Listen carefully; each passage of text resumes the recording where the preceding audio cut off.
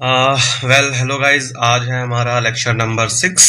तो शुरू करते हैं। हमारा पहला वर्ड है डिसअप्रूव। डिसअप्रूव का मतलब होता है डिनाई करना, यानी कि मना कर देना।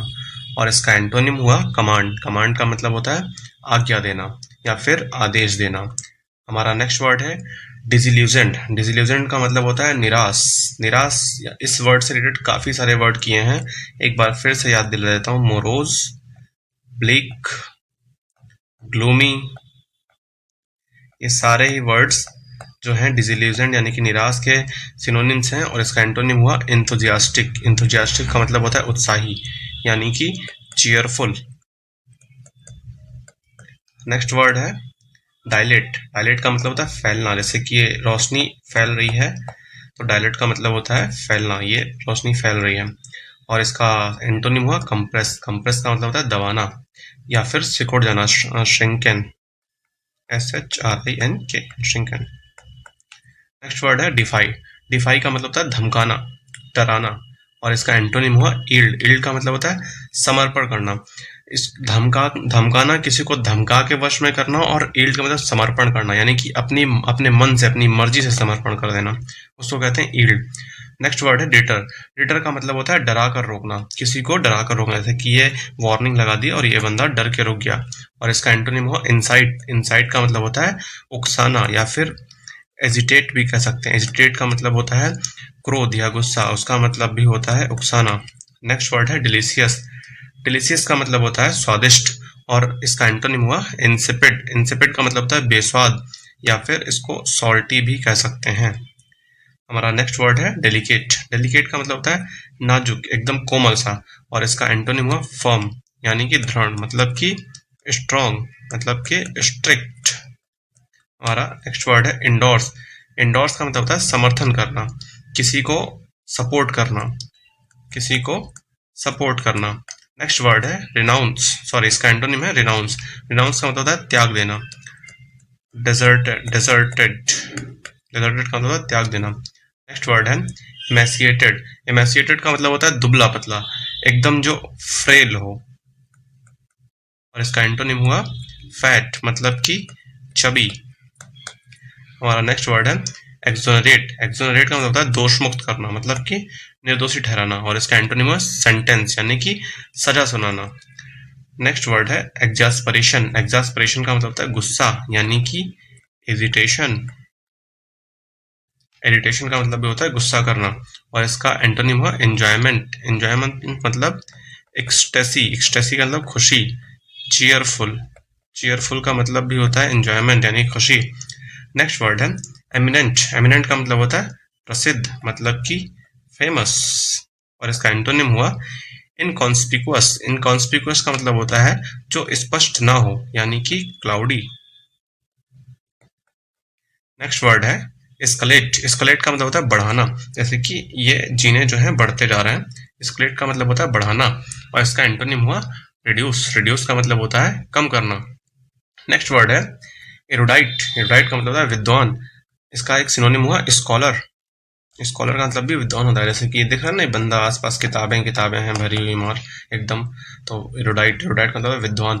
और इसका एंटोनिम हुआ इग्नोरेंट। इग्नोरेंट का मतलब होता है अज्ञानी या फिर अनजान।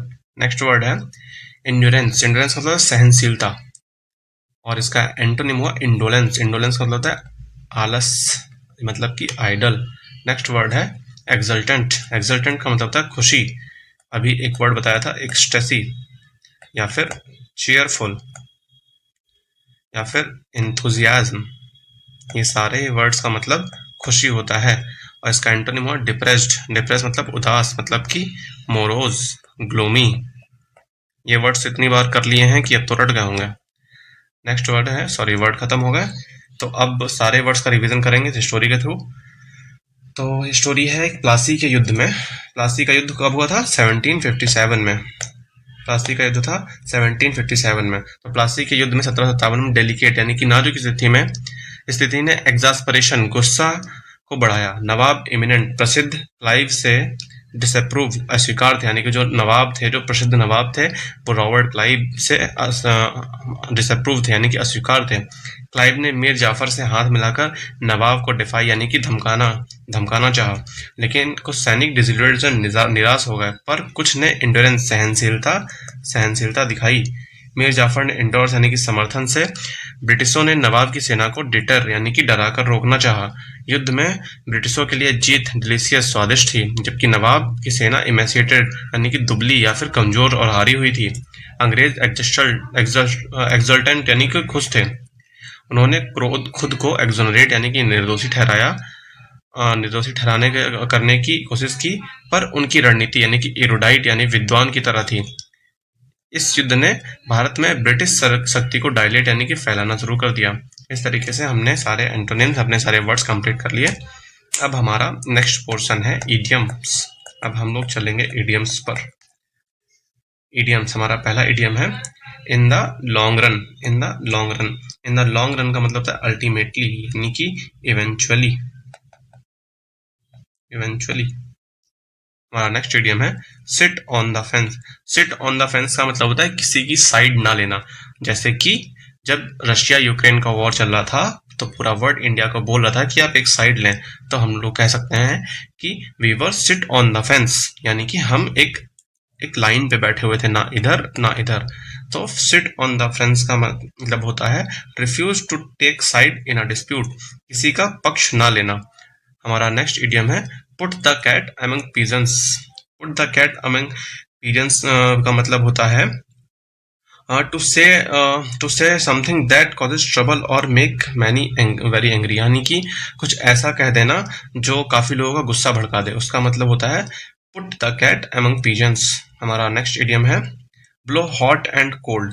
ब्लो हॉट एंड कोल्ड का मतलब होता है सपोर्ट एंड अपोज, यानी कि कभी किसी को सपोर्ट किया, अचानक से उसको अपोज कर दिया, उसका मतलब ब्लो हॉट एंड कोल्ड, मतलब जिसका कोई एक इंस्टेंस ना हो, पक्ष एवं विपक्ष। हमारा नेक्स्ट इडियम है मंकी अराउंड। मंकी अराउंड का मतलब होता है to waste time here and there. Monkey जैसे नहीं, बंदर इधर उधर उछल कूद करते रहते हैं, तो ऐसे ही monkey around to waste time here and there, समय यहाँ वहां समय गंवाना। तो लेक्चर कंप्लीट हो गया। इस तरीके से हम लोगों ने किए 16 वर्ड्स जो कि एंटोनिम है, 5 इडियम्स। अब मैं एक वर्ड पूछता हूँ, आप पूछता हूँ ड्वेलिंग। ड्वेलिंग का मतलब क्या होता है, आप चाहें तो कमेंट सेक्शन में बता सकते हैं। तो बताइए कि लेक्चर कैसा लगा। Thank you very much.